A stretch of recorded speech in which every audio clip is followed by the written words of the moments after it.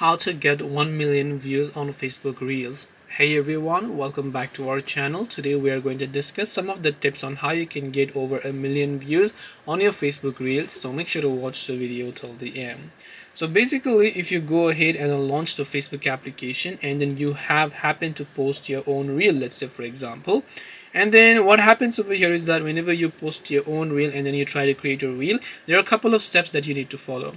The first thing is that the thing that you're actually taking a reel about should actually be really very interesting and for people to not scroll past through it. If you don't find it interesting yourself, you should not actually post it. The other thing is that you can just try to make a couple of good edits so that people will be able to watch your reels. And another thing also to keep in mind is if you use hashtags.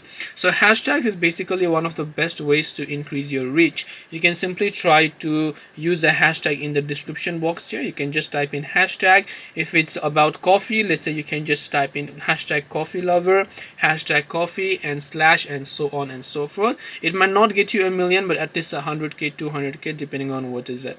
So hope this video helped you guys. If you have got any questions, feel free to also leave them down below. Thank you for watching till the very end of this tutorial and see you soon in our next video.